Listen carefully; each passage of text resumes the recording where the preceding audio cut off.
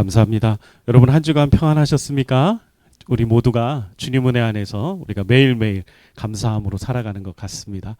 오늘은 설교하기 전에 먼저 우리 필리핀 목회자 학교를 다녀오신 우리 최정기 목사님이 나오셔서 잠깐 참석 소회를 여러분들에게 간증해 주시겠습니다. 여러분 나오실 때 우리 수고의 박수 부탁드립니다.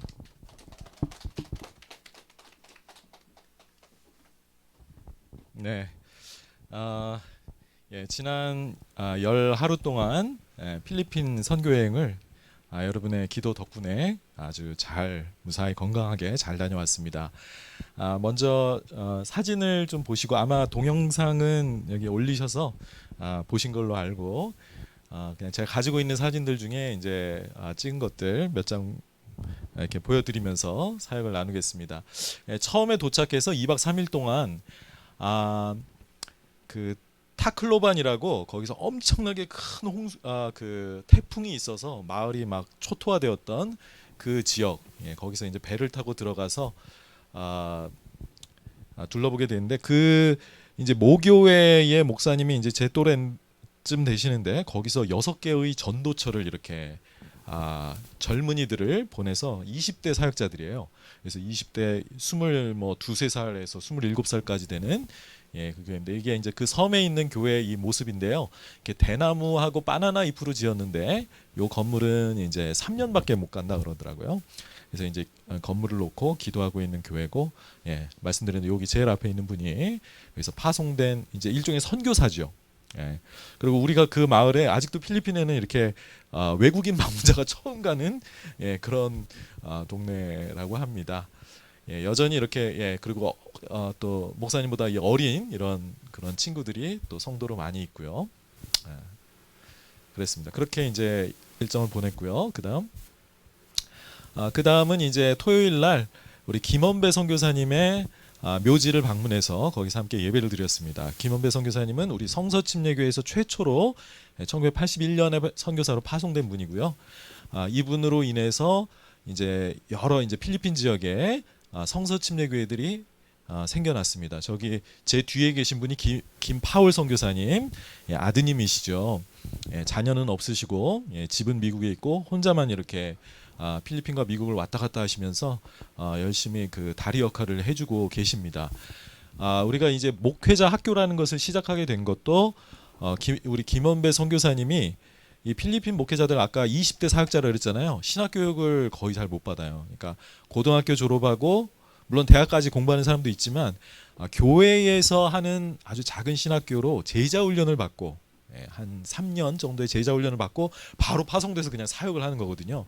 그러다 보니까 이제 김원배 선교사님의 마음에 그 사모님의 마음에 항상 이 목회자들의 재교육이 걱정됐던 겁니다. 그래서 그 유언으로 그 뜻을 받들어서 저희가 이런 목회자 학교를 지금 하고 있는데 14회째 3년 중단됐었고요. 코로나 때문에. 그래서 이렇게 했었습니다. 이거 이제 마지막 제 클래스 사진이고요. 이건 이제 마지막에 이제 다 같이 모여서 찍은 사진이고 여기는 이제 그 저희가 이제 그 뭐라 그러죠? 수련회장, 캠프장을 빌린 그 곳입니다. 네, 이게 이제 우리 총장님 강의, 총장님과 제가 이제 하나씩 강의를 맡았고 우리 총장님 강의실에는 이미 목회자 학교를 졸업하고 목회를 하고 있는 패스터들, 목사님들이 주로 강의를 들었고요. 목회학 하셨고, 저는 이제 구원론, 젊은 전도사들과 신학생들을 대상으로 이게 이제 제가 가르치는 모습인데 이렇게 가르쳤습니다. 제가 제일 두려워했던 것은 영어였는데요. 여러 가지로 위로를 해주더라고요. 목사님 저희도 영어 못합니다. 네. 그래서 서로가 연단되는 시간. 처음에는 몹시 떨렸지만 이렇게 저도 하다 보니까 이제 워밍업이 되고 영어가 이제 잘 나왔습니다. 기도해 주셔서 감사하고요. 어떻게든 그래도 감당해냈습니다. 요거는 이제 제가 그리고 이제 주일에 방문했던 교회인데 노란 옷 입으신 분이 봉 목사님이라고 저보다 2살 형님이신데 목회자 학교에 오셨던 분이고 여기서 이제 침례식이 11명 그 주도 11명을 주더라고요. 근데 이제 뭐 11명 주는 거에 대해서 뭐 별로 그렇게 막 우리는 대단한 일 같은 막 연중 행사일 것 같은데 뭐 그렇게 대단하지도 않아요. 그냥 예, 그냥 늘상 있는 일로 그렇게 하고 있는 걸 보았습니다. 그러니까 본 교회에서 4명 받고 또 이 목사님이 이제 두 교회를 작년에 또 이렇게 지교회로 개척을 하셨어요. 그러니까 뭐 쭉쭉쭉쭉 뻗어갑니다. 필리핀은. 예, 그래서 이제 그 교회 지교회에서 예, 또 7명이 이 본교회 목사님에게 이제 침례를 받으러 또 왔죠. 이렇게 욕조를 만들어 놓고 가운데에서 이렇게 물속에 이렇게 들어가는 침례식을 했습니다. 제가 방문한 교회는 아니고 로저스 목사님이 이제 필리핀 목회자들 사이에서 이제 약간 어르신 같은 분이에요. 그래서 이 목사님과 또 다른 목사님 두 분이서 이제 어른으로서 이런 목회자 학교를 지휘하고 계시고 예, 그런 분입니다. 예, 이게 예배당 모습이고요. 네, 넘겨주세요. 이게 이제 이렇게 어린이들이 많아서 이렇게 10대들 이런 아이들이 찬양대를 이렇게 곳곳에서 하고 있는 걸 봤어요. 특히 여자애들이 더 많고요. 그리고 필리핀 사람 노래를 잘합니다. 악기도 잘 다루고요. 예, 오히려 우리나라보다 이런 음악 교육은 더 잘 되고 있는 것 같아요. 예, 노래들도 참 잘하고. 예, 이건 아까 예배드리던 그 장면이고요. 예, 그 하는 동안에도 이렇게 그 성가대가 나와서 또 항상 예배 때는 이렇게 특송이 한 2-3개, 심지어 4개까지도 합니다. 예, 이렇게 아주 노래도 잘하고. 예, 이게 이제 갔던 우리 목사님 팀인데 여기 빨간 옷 입은 형제는 이제 제임슨이라고도 하는데 우리 신학교에 와서 교육받고 돌아가서 그 학교 학장으로 일하고 있는 형제예요. 예, 뭐 아직 싱글이고 30대 중반이고 한데 아주 뭐 대단합니다. 영향력이. 예, 그렇고 우리 목사님들과의 교제도 저한테 큰 은혜가 되는 시간이었습니다. 이제 필리핀의 이제 거리를 좀 돌아봤는데요. 곳곳에 그 10대들 어린아이들이 하여간 저녁 시간 되면 막 다 밖에 나와서 놀아요. 바글바글해요, 거리가. 근데 여기는 광장 같이 이렇게 농구 코트도 만들어 놓고 이렇게 막 놀 수 있게 해놨습니다. 길거리 음식이거든요. 흔한 그 길거리 음식인데 이게 닭 위장이래요. 닭 위장 이렇게 꼬아서 이렇게 꼬치로 했고, 요건 닭 어떤 내장인데 여기 뭔지 정확히 모르겠어요. 요거 한 입 먹어봤습니다. 요거는 닭 피예요. 닭 선지로 된 그 굳혀서 구워 먹는 근데 많이들 먹더라고요. 요 뒤에 있는 게 앞건인데 닭 대가리입니다. 닭 부리만 자르고 이렇게 목을 쳐가지고 이거 이렇게 많이 이렇게 꼬치로 3개씩 이렇게 해서 꼬치로 구워 먹는데 저걸 먹는다는 거 상상이 안 가요. 아까 방문했던 그 교회 모습이고요. 거기 예배드리는 모습입니다. 이렇게 드렸는데요.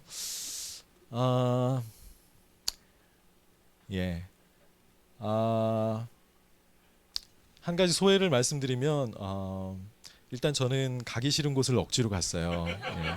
정말 가기 싫어서 제 아내한테도 정말 가기 싫다. 이게 뭐 저한테 좋은 게 사실은 없어요. 그러니까 그냥 희생하는 거고, 안 그래도 바쁘고 할 일이 너무 많은데 하루나 되는 이 시간을 여기에 쓴다? 그것도 힘들고 또 영어로 그걸 가르쳐라. 정말 지기 싫은 십자가였어요. 근데 역시 십자가를 질 때 하나님이 또 그 안에 또 많은 은혜를 예비하고 계신 것을 느꼈습니다.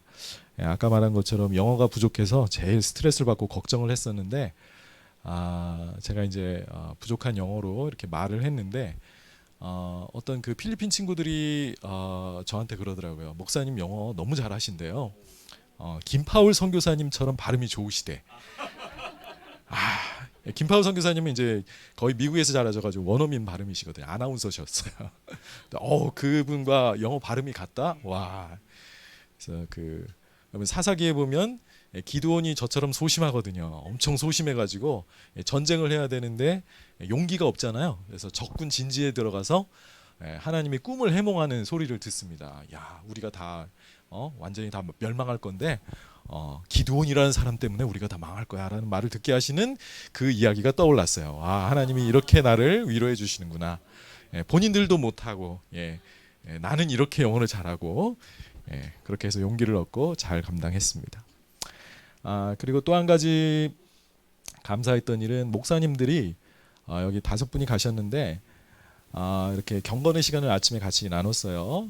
그러면서 각자의 삶에 대해서 이렇게 나눌 때 자살을 생각하셨던 분이 2분 계셨고 공황장애 걸렸던 분이 2분, 세 분은 전부 다 건강에 치명적인 그 위험을 다 지나시고, 그래서 모든 인생에 대해서 그냥 다 하나님이 살게 하시고 하나님이 하게 하시는 일을 하는 마음으로 사신다.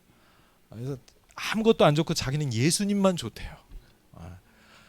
그런 그분들의 그 고난과 그 주님을 향한 그 헌신의 마음 앞에 제가 정말 부끄러웠습니다. 저는 아직도 야망이 살아있는 사람이고요.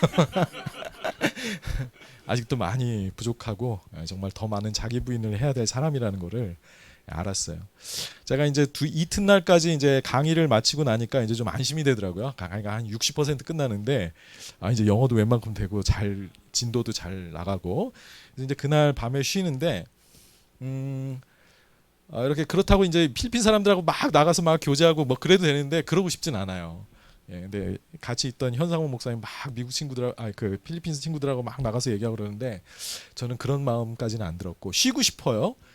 쉬고 싶은데 그래도 이제 그 강의를 더 잘 준비하기 위해서 가져갔던 책을 읽어야 되는데 책도 못 읽겠어요. 너무 지친 거죠. 그래가지고 이제 뭘 할 수도 없고 그냥 정신이 그냥 불안한 상태에서 싱숭맹숭하다고나 할까요? 그래서 그런 시간을 한 두세 시간 보냈습니다. 혼자 앉아서 그냥 아무것도 못 하고. 그래서 내가 왜 이렇게 힘들까? 그러니까 내가 지쳐 있었던 거죠. 그러니까 오기 싫었던 거고, 그러니까 저희 주어진 상황에 대해서 되게 불만족스러웠던 거예요. 아주 이제 그런 마음이 계속 들면서 이게 뭐지? 그러니까 처음 제가 이제 7, 8년 전에 갔을 때는 막 두렵고 떨리는 마음 때문에 막 벼락치기를 했거든요. 거기서도.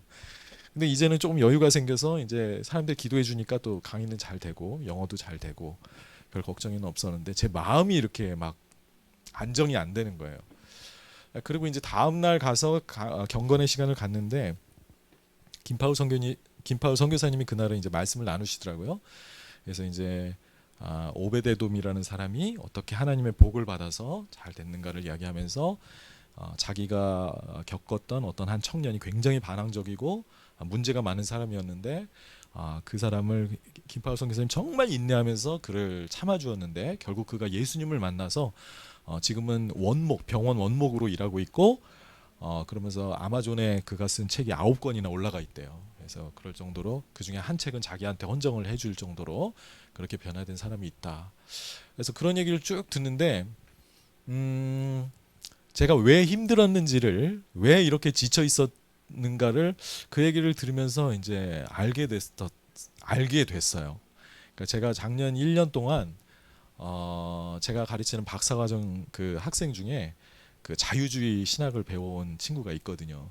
그래서 이 친구하고 제가 1년 동안 엄청나게 스트레스를 받아가면서 씨름을 했거든요. 말다툼도 하고 막 그 연세대학교 신학과에서 이제 교육을 받은 형제인데 이 친구하고 그 엄청난 시간을 또 보냈죠. 그 같이 이렇게 책을 읽고 토론하고 하면서 그래서 내가 지쳐 있었구나라는 거를 하나님이 그때 알게 해주셨던 것 같아요.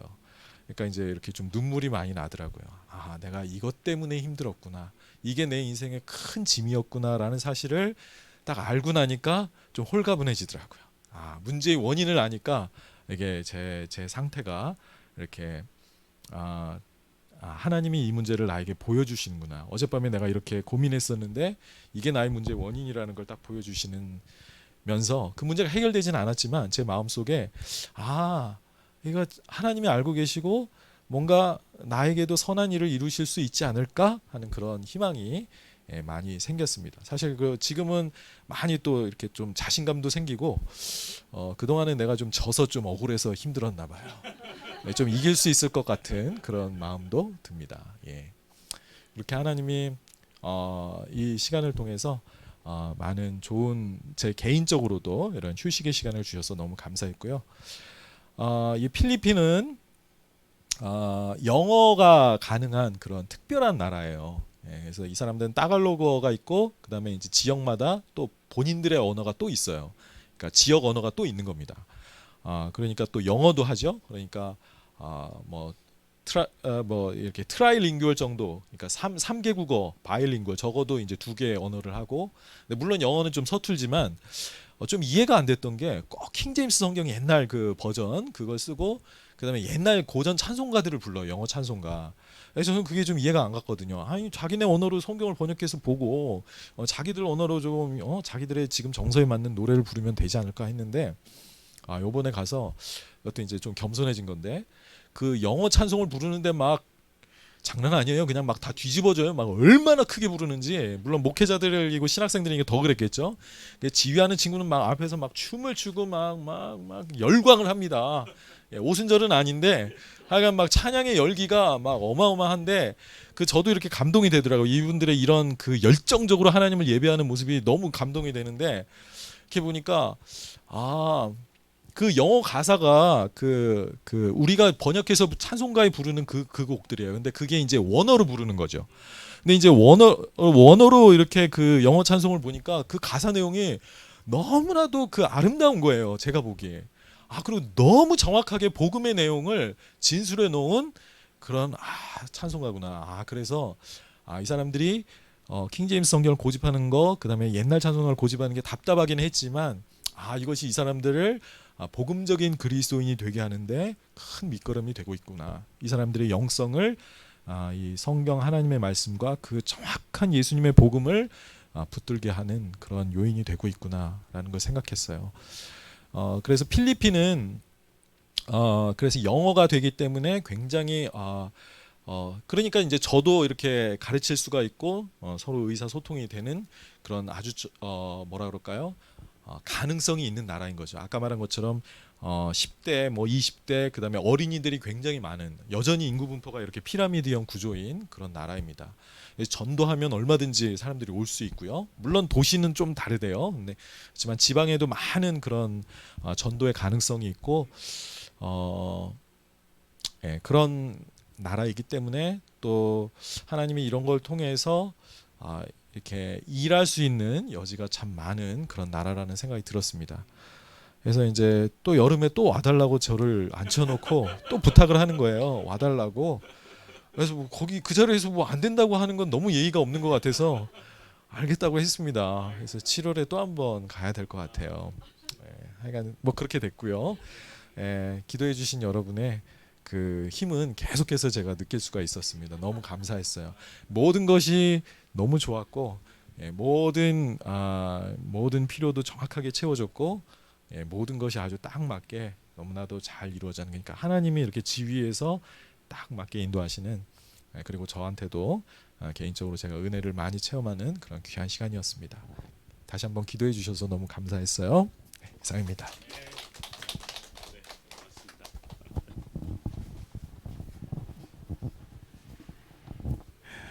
오늘 조금 급작스럽게 목사님께 좀 부탁을 드려서, 원래는 이제 다음 주 어차피 설교하시니까 설교할 때 간증을 나누셔도 되지 않을까 생각하고 미리 부탁을 못 드렸었습니다. 근데 오늘 뵀는데 얼굴이 생각보다 편안해 보이셔서 좀 한번 잠깐 간증을 5분이라도 짧게 좀 나누실 수 있도록 부탁을 좀 드려보면 좋겠다 싶어서 말씀을 드렸는데, 흔쾌히 또 해주시겠다고 하고 또 이렇게 간증을 해주셨는데 여러분 안 시키면 큰일 날 뻔했습니다.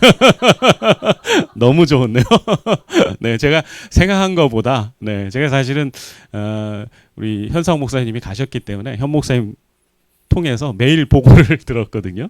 현상호 목사님이 제가 복시가 찾아와서, 제가 원래 참석을 하기로 총장님과 약속을 했다가 제가 복시가 찾아오는 바람에 대신 현 목사님을 보냈습니다. 그래서 현 목사님 제 대신 갔었는데, 그래서 매일 이제 근황이나 이런 부분들, 사진들, 영상들 이렇게 보내주셔서 제가 잘 보고 기도하고 있었는데, 우리 최 목사님께서 이렇게 귀한 간증, 본인이 또 개인의 삶 가운데 하나님 역사하셨던 이야기를 들려주시는데 너무나 마음이 고향되고 너무나 마음이 감사가 되는 것 같습니다. 한 가지 안타까운 것은 이번에 목사님이 가실 때 거의 자비량으로 다녀오셨더라고요. 저희가 이번 주간에 이제 학교 법인국장님 우리 박상무 목사님 잠깐 뵀는데 개인 후원자 중에 가장 많은 비용을 후원하시고 또 가신 거라고 이야기를 하셔서 제가 깜짝 놀랐었습니다. 목사님께서 강의하시는 것도 힘든데 그 물질의 피로도 채우시고 또 여름에도 가시겠다고 약속하셨다니까 야, 하나님께서 우리 목사님을 축복하시고 우리 가족들을 하나님께 붙드시겠다. 그리고 또 목사님 함께 동역하는 우리 성도들로 인해서 하나님 기뻐 영광 받으시겠다는 생각을 했습니다. 우리 목사님이 이런 귀한 사역들 앞으로 아마 계속 해나가실 것 같습니다. 왜냐하면 우리 성서 침례 교회에 과거에 그 장도만 박사님이라는 지금은 고인이신 아주 존경스러운 신학자가 계셨는데 그 계보를 잇는 우리 분이 바로 우리 최정기 목사님이시거든요. 그래서 많은 선교지에서 또 우리 한국교회 많은 교회들이 목사님의 가르침을 받기를 원하는 분들이 계신데 앞으로 목사님이 앞으로 귀한 사역해 나가실 때 여러분들이 많이 기도해 주시면 좋겠습니다.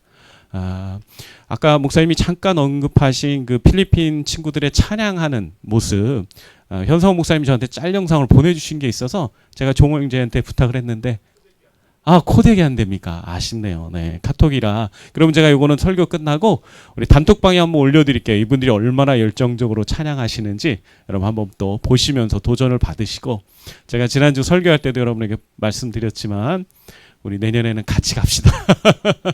네, 할 수 있으면 현장이 최고지 않겠습니까? 현장 실습 너무 중요하잖아요. 그죠? 네. 우리가 이제 말로만, 이제 물질로만 보내는 후원이 아니라 우리가 직접 선교의 현장을 방문해서 선교의 도전도 받고 우리가 선교도 행하는 그런 일들을 우리 성도들과 제가 감당할 수 있었으면 좋겠습니다. 이 일을 위해서 여러분 기도해 주시고, 또 선교를 가려면 많은 재정이 필요하잖아요. 여러분들께서 기도로 지금부터 조금씩 모아 놓으신다면 하나님이 그 모든 필요를 채우시고 우리에게 더 많은 예비된 은혜를 부어주실 거라고 믿습니다. 감사드리고요. 이 시간에는 우리 귀한 하나님의 말씀을 듣는 시간입니다. 우리 다 같이 일어나셔서 오늘 하나님께서 우리에게 주시는 마태복음 5장 21절에서 26절까지의 말씀 우리 함께 공독해 읽도록 하겠습니다. 제가 한 절 읽고 여러분들이 한 절 읽도록 하겠습니다. 제가 먼저 읽겠습니다. 21절 말씀입니다. 옛사람에게 말한 바 살인하지 말라. 누구든지 살인하면 심판을 받게 되리라 하였다는 것을 너희가 들었으나,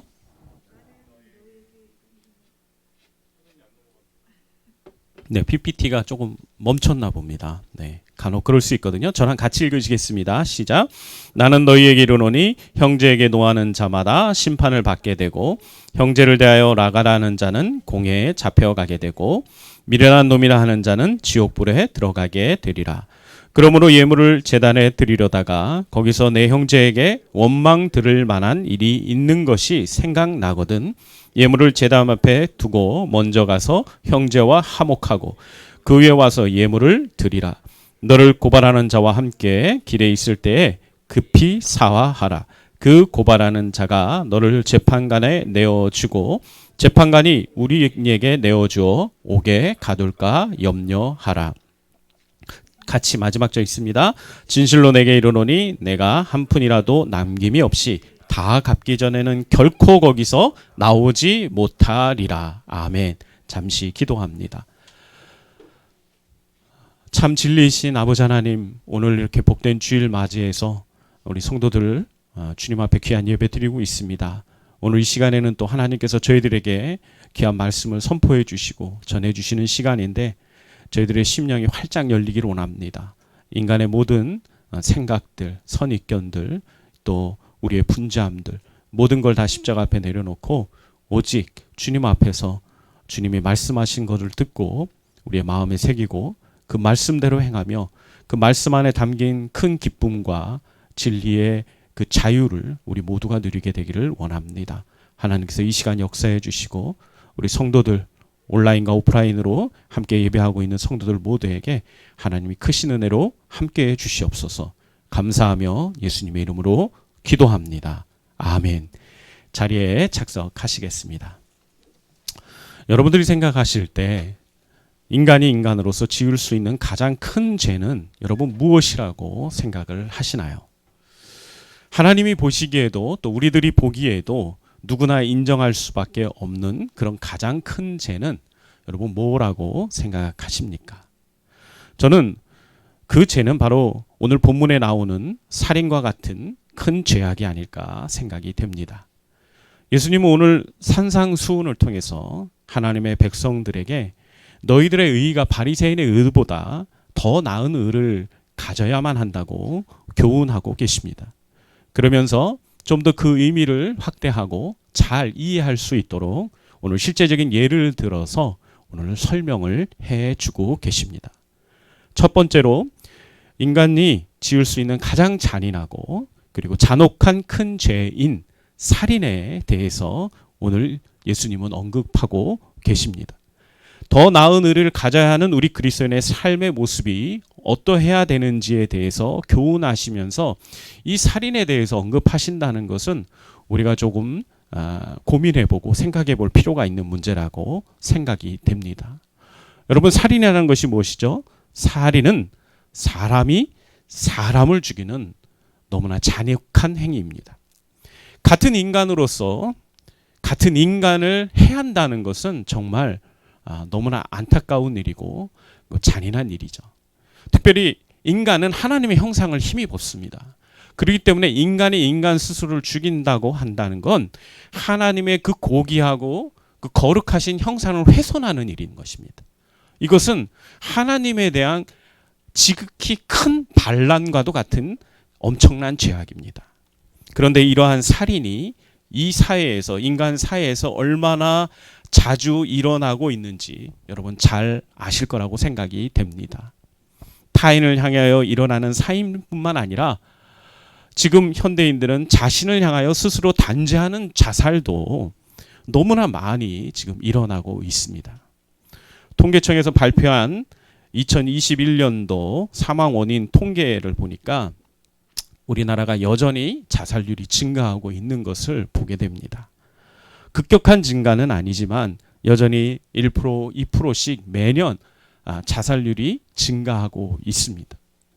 특별히 우리나라 10대 아이들이 작년에 비해서 10% 이상 자살률이 증가했다는 건 전체 자살률의 기준으로 봤을 때 엄청난 변화이고 굉장히 걱정되는 그런 부분입니다.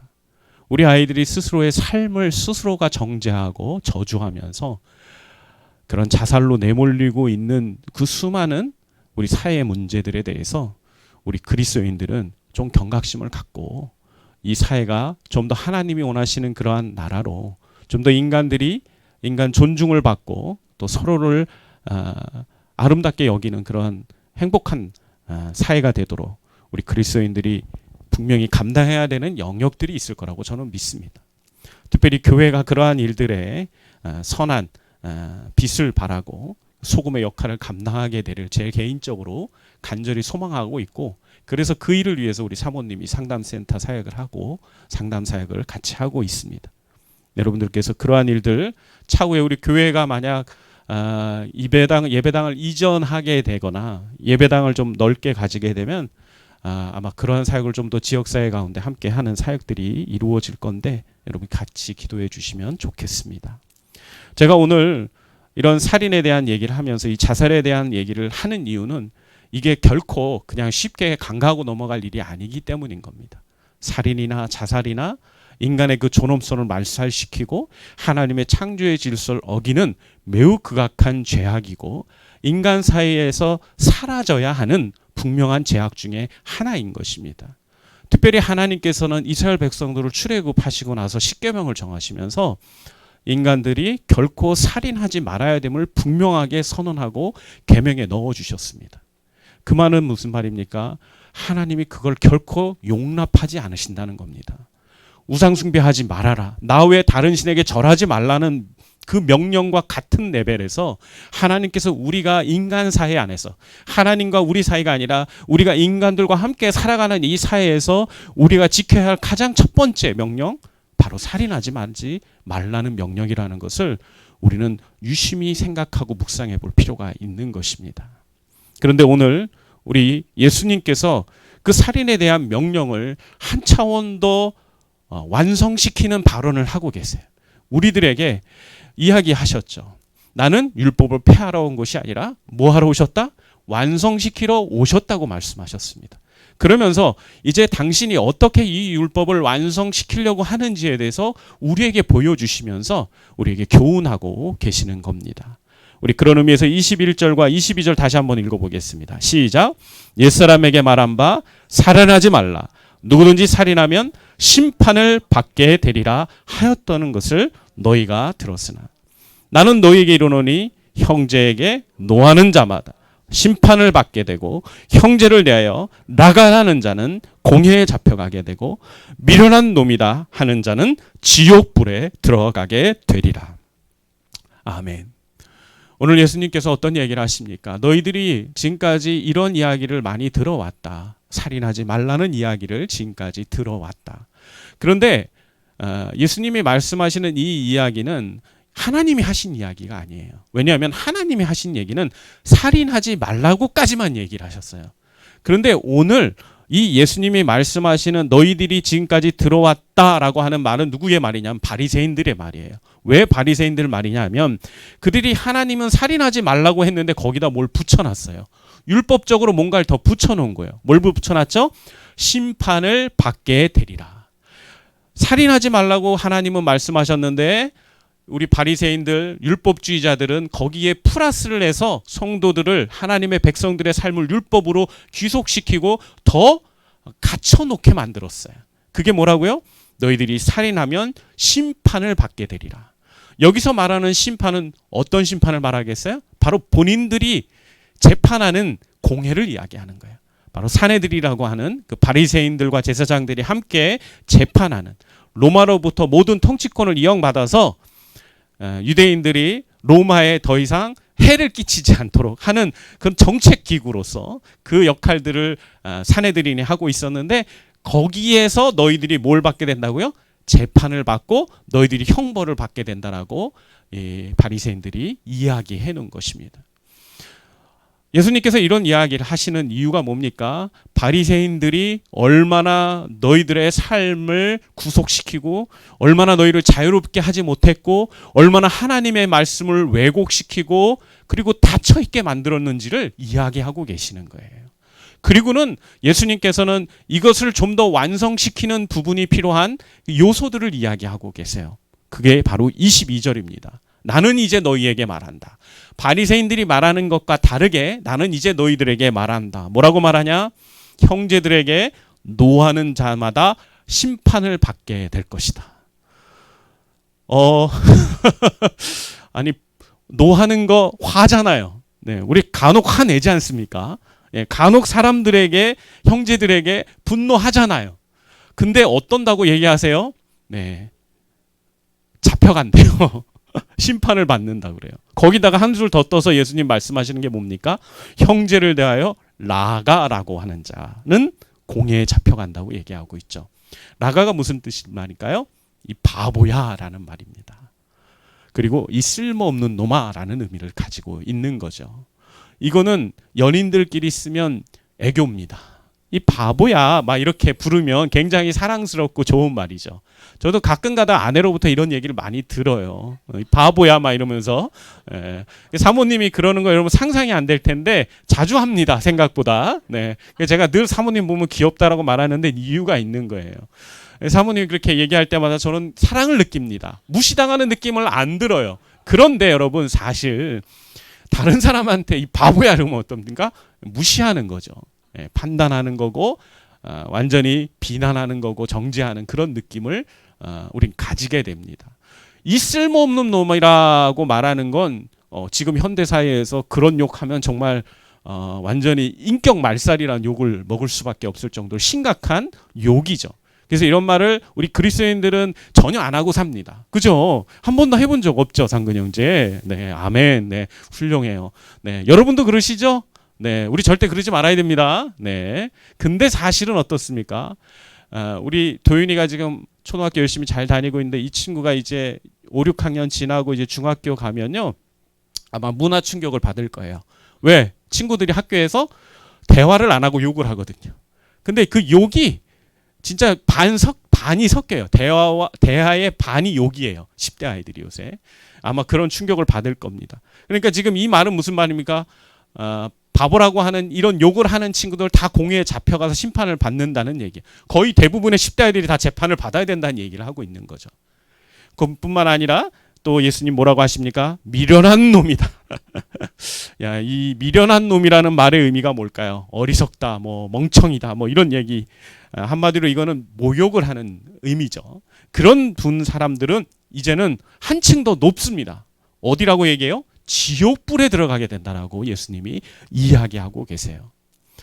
여러분, 지옥불 하면 우리가 생각나는 지옥은 어떤 거죠? 우리가 죽은 다음에 믿지 않는 자들이 들어가는 지옥불을 생각할 거예요. 근데 그 당시 이스라엘 백성들, 유대인들은 이 지옥불을 생각을 하면 게닌나라고 해가지고 성전 옆에 이렇게 쓰레기를 태우는 뭐라 그럴까요? 소각장. 네, 성전에 가파른 낭떠러지 정도로 이렇게 되어 있는 비탈길에 쓰레기를 다 거기다 갖다 버리고, 옛날에는 지금처럼 쓰레기차가 와서 쓰레기 안 담아갔을 거 아니에요. 그래서 어디 갖다 버렸단 말이죠. 버린 곳에서 때가 될 때마다 이렇게 한 번씩 불로 태웠거든요. 굉장히 불길이 높이 타오르고 그걸 아마 성 안에 있는 모든 사람들이 다 봤기 때문에 지금 예수님이 얘기하는 이 불이 어떤 것인지 그들은 그런 식으로 이해를 하고 있었던 것입니다. 근데 거기에 던져진다는 거예요. 내가 남을 욕하고 남을 화내고 남을 모욕하는 것만 해도 예수님 뭐라고 말씀하신다고요? 네, 지옥불에 던져진다고 이야기하시는 겁니다. 여러분들은 이 이야기 들으시면서 어떤 생각을 하시게 됩니까? 제가 처음 이 말씀을 접했을 때 조금 이건 너무 과장된 게 아닌가라는 생각을 하기도 했습니다. 우리가 생각할 때 아마 저뿐만이 아니라 여러분들도 충분히 이러한 부분들이 예수님의 비유가 너무 과장된 것이 아닌가라는 생각을 하실 수도 있습니다. 그런데 예수님께서 절대로 헛된 말을 하시는 분은 아니잖아요. 필요 없는 것을 꾸며서까지 얘기하는 분이십니까? 아니죠. 예수님이 이렇게 얘기한다는 것은 그만큼의 심판과 그리고 그 정도만큼으로 하나님이 그러한 행위를 정죄하시고 좋아하지 않는다는 이야기를 우리에게 들려주시는 거예요. 하나님 나라 안의 백성들의 모습은 절대로 헛된 것이라도 장난이라도 이러한 모습을, 이러한 욕을, 이러한 분노와 이러한 부분들을, 사람들을 모욕하는 일들을 결코 해서는 안 된다는 것을 우리 주님께서 우리에게 교훈하고 계시는 것입니다. 근데 이것이 설명되고 있는 하나님의 말씀이 뭐예요? 살인하지 말라는 것과 연관되어 있다는 게 중요한 거예요. 살인은 어떤 겁니까? 살인은요, 오늘 설교 제목처럼 은폐된 살인이 아니라 이건 분노에 대한 얘기인데, 네, 살인이라는 것은 어떤 겁니까? 우리의 분노와 우리의 모든 사람들을 향한 공격적인 것들이 행동으로 결부된 거예요. 그러니까 타인을 향하여서 악한 행위로 결부되어진 게 바로 살인인데, 하나님께서는 이러한 행동의 이면에 있는 근원적인 문제까지도 우리 그리스도인들은 하지 말아야 한다라고 말씀하신다는 거죠. 단지 살인하지 말라고 말씀하신 명령에 순종하는 걸로 끝나서는 안 되고, 정말 하나님의 나라의 백성들, 시민들이라면 우리의 마음속에 그런 외형적인 결과론적인 행동뿐만 아니라 우리의 내면 가운데 그 은폐되어 있는 그 극악한 행동의 씨앗들인 분노, 무시, 비난, 이런 모욕, 이런 것들이 중지되어야 되고, 그러한 것들이 더 이상 우리 성도들의 삶 가운데 영향을 주거나 그리고 남아 있어서는 안 된다고 오늘 교훈하고 계시는 것입니다. 왜냐하면 그러한 것들은 우리 안에서 씨앗으로 열매를 맺으려고 하기 때문이에요. 어떤 열매를 맺으려고 할까요? 악한 열매들을 맺으면서 우리로 하여금 더 공격적이고 더 악하고 더 욕심과 탐욕을 부리게 하고, 그리고 사람들의 어떤 배려나 사람들의 인격적인 것들을 무시하게끔 하는, 매우 막 나가게 하는, 망나니 같은 그러한 일들로 나아가게 하는 그런 악한 열매들을 충분히 우리 안에 만들어 놓을 수 있기 때문에 하나님께서는 원초적으로 이러한 부분들을 우리 그리스도인들이 거절하고 거부해야 함을 오늘 우리들에게 교훈하고 계시는 것입니다. 특별히 하나님께서는, 지금 예수님께서는 우리들에게 바리새인들보다 더 나은 의에 대해서 교훈하고 계시잖아요. 그러면 그들의 모습과 지금 말씀하시는 이 교훈의 연관성은 무엇일까 우리가 한번 고민해 봐야 합니다. 그러면 우리가 쉽게 알 수 있는 게 있습니다. 그건 무엇입니까? 이 바리새인들은 외형적이고 외식을 행한다는 거예요. 여기서 말하는 외식은 밖에나 밥 먹는 거 아닌 거 아시죠? 겉으로 보기에는 거룩한 척, 그리고 겉으로 보기에는 뭔가 굉장히 성숙하고 그리고 굉장히 온유한 척을 하고 있다는 얘기죠. 그러나 그들의 내면 가운데는 마치 쓰레기통처럼 모든 잡다한 감정들과 악의 씨앗들이 남아서 그들의 삶 가운데 좋지 않은 것들을 열매 맺고 있고, 그것이 속과 겉이 다른 사람으로 표현되고 있다라고 이야기하시는 겁니다. 그러면 여기서 우리가 결론으로 내릴 수 있는 부분은 무엇입니까? 하나님이 우리에게 기대하시는 바리새인들보다 더 나은 의는 무엇이겠습니까? 그것은 겉과 속이 동일한 사람인 것입니다. 그냥 겉으로 표현되는 거, 행위로 보여지는 것만, 그걸 하고 안 하고가 중요한 게 아니라 우리의 속 사람도, 우리의 마음의 중심도 그러한 부분들을 결코 허용하지 않는 그런 마음이 되어야 한다는 걸 오늘 예수님께서는 교훈하고 계시는 것입니다. 여러분도 잘 아실 것입니다. 우리의 마음 속을 들여다보면 우리의 마음 속이 얼마나 굉장히 어지럽혀져 있고, 우리가 얼마나 속에 있는 그 생각과 겉으로 나오는 모습과 언어와 생활의 삶들의 모습이 차이가 있고 갭이 있는지를 말입니다. 우린 저마다 속에 많은 것들을 숨기고 살아가고 있어요. 그런데 하나님께서는 우리에게 뭐라고 말씀하시는 것입니까? 네가 겉으로만 그러한 일들을 하지 않는 게 아니라 너희 안에서부터 그러한 일들을 하지 말아야 된다라고 교훈하시는 것입니다. 오늘은 살인에 대해서 이야기하시지만 이제 다음 주에는 간음에 대한 이야기도 합니다. 과거에는 뭔가 다른 결혼했으면서 다른 배우자들, 다른 이성을 만나고 교제하는 것들을 금하는 걸로 우리가 이해를 할 겁니다. 간음에 대해서. 근데 그 간음에 대한 부분을 언급하실 때도 예수님이 이야기하시는 게 뭐예요? 너희들 마음속에서부터 한 여자를 보고 음욕을 품는 자는 이미 간음죄를 행한 것이다라고 말씀하시죠. 오늘 살인도 똑같은 의미를 가지고 있는 겁니다. 단지 네가 지금 살인을 저지르지 않는 것을 끝나는 게 아니다. 너희들의 마음 가운데 그 살인의 은폐된 씨앗이 될 수 있는 분노, 다른 사람을 무시하는 행위, 내가 저 사람보다 나아, 내가 더 가치 있는 인생이야, 아이 저 친구는 살아있을 가치가 없어 라는 그런 생각들, 그것은 매우 하나님의 백성의 모습으로서 하나님 백성이 품어야 되는 그런 생각이 아니라는 것을 우리에게 경고하시면서 우리의 속사람도 우리가 겉사람처럼 변화되고 성숙해져야 됨을 우리에게 교훈하시는 것입니다. 특별히 사랑의 사도라고 불리는 요한 사도는 요한일서 3장 15절을 통해서 그 형제를 미워하는 자마다 살인하는 자들이라고 이야기하고 경고를 했습니다. 살인하는 자마다 영생이 그 속에 거하지 아니하는 것을 너희가 알고 있다라고까지 얘기했어요. 그냥 요한 사도만 알고 있는 게 아니라 하나님의 백성들, 초대교회 성도들 모두가 그 내용을 잘 주지하고 있었고 알고 있었다는 얘기입니다. 그 말은 무엇이냐니까 그 초대교회 예수님을 따르던 그 순교자의 심령으로 살아갔던 우리 믿음의 선배들은 이러한 부분들을 쉽게 간과하지 않았다는 거예요. 정말 예수님이 말씀하신 그 의를 추구하는 삶을 살기 위해서 매일매일 자신을 살펴보고 자신의 그 내면 가운데 하나님이 기뻐할 수 없는 어떠한 잘못된 그 죄악의 찌꺼기도 결코 허용하지 않으려고 그들이 발버둥을 치고 노력했다는 것입니다. 여러분, 우리도 이 한 주간을 살아가면서 우리의 내면을 좀 면밀히 검토해 봤으면 좋겠습니다. 겉으로는 선해 보이고 겉으로는 착해 보이고 온유해 보이고 굉장히 반듯해 보이지만 그 안에는 정말 다른 사람을 향하여서 날카로운 칼날을 숨기고 있는 그런 사람들이 우리들 가운데도 있다는 거예요. 특별히 내 마음에 안 드는 사람들, 특별히 내가 갑인데 을이 막 나한테 대들 때, 직장 생활을 할 때 내 후임이나 내 밑에 있는 직원들이 나한테 감히 막 정말 해서는 안 되는 일들을 할 때 우리 마음에 어떤 마음이 있습니까? 울컥울컥대는 마음이 있지 않습니까? 네가 감히 이러면서 이런 마음들, 하나님은 그런 마음도 뭐라고 그러시는 거예요? 내려놓으라고 하시는 겁니다. 하나님 앞에서 우리가 정말 천국 백성이고 하나님을 따르고 예수님을 닮고자 노력하는 그런 진실한 예수의 제자라면 우리는 더 이상 그러한 부분들을 우리의 마음 가운데 허용해서는 안 된다는 것을 주님 말씀하시는 것입니다. 근데 여기서 문제가 있죠. 그런 마음이 안 들 수가 없어요. 우리가 너무 연약해서.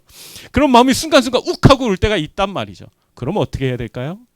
네, 그때는 우리가 주님 앞에 기도하면서 우리의 마음을 자꾸 십자가 앞에 내려놔야 됩니다. 주님, 저 친구 때문에 제가 너무 화가 납니다.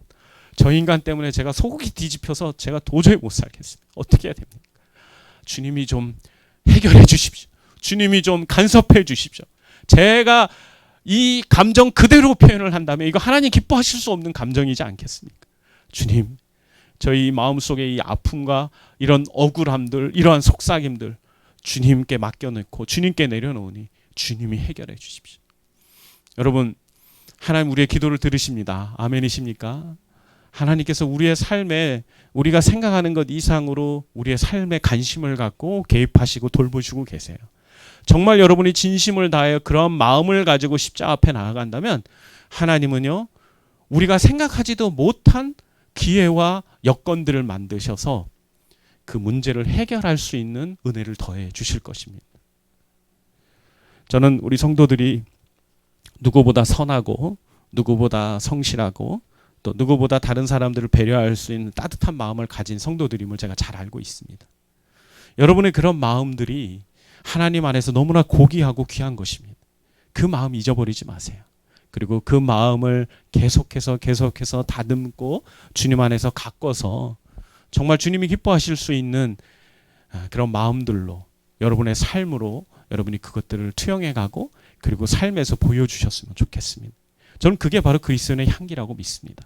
그럼 그 향기가 이 온 세상에 있는 수많은 사람들에게 전파되고 그리고 전해지면서 바로 여러분 사람들 때문에 여러분의 그 선한 모습과 여러분의 그 수준 높은 그런 올바른 모습을 통하여서 하나님이 영광을 받으시고 또 다른 잃어버린 영혼들이 주님 앞에 다가오는 일들이 바로 우리를 통해서 이루어질 거라고 믿습니다.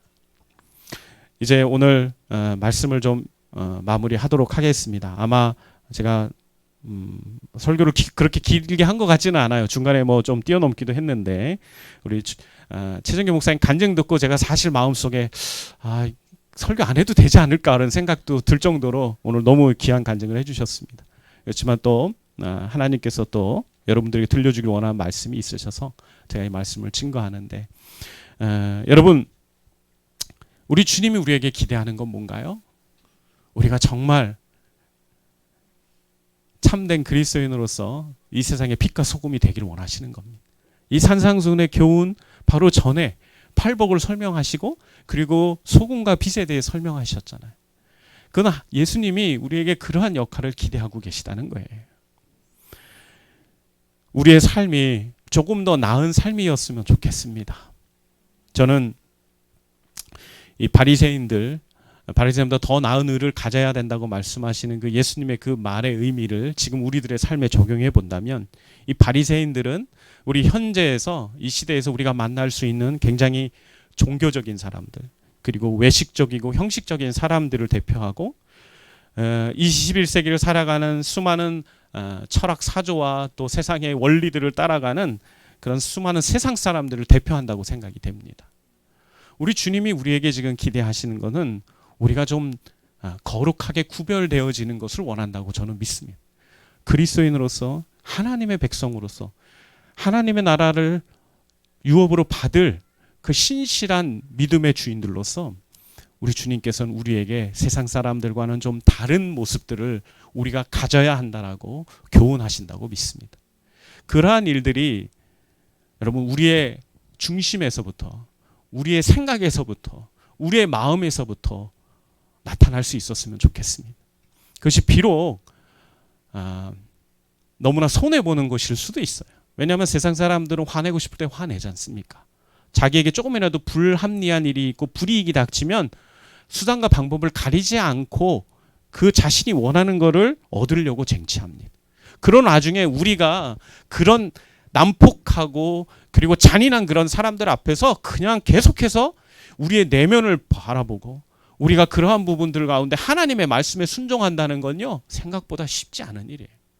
굉장한 자기 자신과의 싸움이 필요하고 우리 예수님께서 십자가의 길을 걸어가셨던 그 헌신과 희생이 필요한 만큼 어려운 일입니다. 그러나 여러분 우리가 기억해야 할 것이 있습니다. 우리 주님이 우리를 도와주실 거고 우리 주님이 그 길을 가셨다는 겁니다. 우리가 예수님을 따라간다는 건 예수님이 받으신 영광만이 아니라 예수님이 받으신 그 고난의 길도 동참한다는 걸 의미하는 거잖아요. 그러면 우리가 한번 우리의 짧은 인생 가운데 우리가 그러한 삶을 한번 살아볼 수 있지 않겠습니까? 무엇보다도 우리 주님께서 당신의 오른손으로 우리를 붙들어 주신다고 하셨고 두려워하고 놀라지 말라. 내가 너희와 항상 함께 했다고 말씀해 주셨다는 걸 여러분이 믿는다면, 아니 우리들이 믿는다면 우리가 한번 남과는 다르게 우리가 비록 어려운 일들을 당할 수 있고 좀 손해보는 일들이 있다 하더라도 우리가 한번 담대하게 용기 있게 그런 삶을 선택해 볼 수 있는 그런 진짜 믿음의 사람들이 될 수 있지 않겠습니까? 저는 하나님이 진짜 원하시는 그리스도인들은 바로 그런 사람들이라고 믿습니다. 이 땅에 수많은 교회들이 존재하고 교회 다니는 수많은 사람들이 있습니다. 하나님 그들 한 사람 한 사람 너무 귀하게 여기시죠. 그렇지만 정말 말씀대로 살려고 발버둥 치고 그런 손해볼 것 알고 고통 가운데 눈물 흘릴 수 있는 거 뻔히 알면서도 그 길을 가겠다고 묵묵히 내 삶에서 그 길을 순종해 보겠다고 결단하는 그 사람들의 삶을 하나님이 얼마나 귀하게 여기실지, 하나님이 얼마나 자랑스러워 하실지 여러분 꼭 기억하셨으면 좋겠습니다. 그리고 우리 혼자서는 많이 힘들거든요. 우리 서로를 격려하면서 그리고 서로 기도 부탁도 하면서 우리가 함께 손잡고 함께 이 믿음의 경주를 우리가 함께 달려갈 수 있었으면 좋겠습니다. 나름 우리 교회 성도들이 아주 쓸만합니다. 아주 튼튼하고 아주 제가 볼 때는 격려의 은사들이 아주 많아요. 네. 여러분들이 너무너무 귀한데 이러한 귀한 은혜들을 우리가 많이 누렸으면 좋겠어요. 어려운고 힘든 일 있을 때마다 같이 기도하면서 우리 마음 가운데 일어나는 어떤 감정의 어떤 그런 많은 굴곡들, 그런 갈등들이 있을 때마다 우리가 소그룹을 나누고 또 큐티를 하면서 그런 것들을 우리가 잘 함께 나누면서 우리가 투명하게 그런 부분들을 조언받고 기도하면서 힘을 얻어서 이 세상 가운데 주님이 원하시는 진정한 하나님의 백성으로서 우리가 이 한 주도 승리하고 매일매일도 승리할 수 있는 저와 여러분들이 되었으면 좋겠습니다. 그 길을 하나님 축복하실 거라고 믿습니다. 아멘. 기도하겠습니다. 아버지 하나님, 예수님의 그 간절한 기대와 소망을 우리의 마음에 품습니다. 바리새인들보다 종교적이고 형식적이고 그리고 겉과 속이 다른 모습으로 하나님을 섬겨왔던 그들과는 다른 그리스도인으로서 다른 하나님의 백성으로서 살기 원하시는 예수님의 그 간절한 외침과 교훈을 오늘 우리 마음 가운데 새깁니다. 주님, 우리가 그렇게 정말 할 수 있을지 자신할 수는 없지만 주님 최선을 다하겠습니다. 노력해 보겠습니다. 우리가 시험에 합격하기 위해서 더 좋은 직장에 취업하기 위해서 발버둥 치면서 매일매일을 훈련하고 노력하는 그런 마음을 가지고 하나님을 기쁘시고 하나님을 기쁘시게 하고 하나님이 원하는 그 더 나은 일을 위해서 우리의 삶을 하나님 십자가 앞에 내려놓고 하나님 한번 도전해 보기를 원합니다. 이 한 주간 살아가는 동안에 우리 성도들의 마음 가운데 이러한 용기를 주시고 이러한 결단을 주셔서 우리 주님이 기뻐하시는 그러한 모습으로 우리의 삶이 변화되고 우리의 삶이 더 한층 더 완성케 되는 그러한 일들이 우리 성도들의 삶 가운데 이루어지게 도와주시옵소서. 하나님께서 예수님을 통해서 우리를 붙잡으시고 우리를 붙들어 주실 거라고 믿습니다. 하나님의 그 은혜를 기대합니다. 주님 역사해 주시옵소서. 감사하며 예수님의 이름으로 기도합니다. 아멘.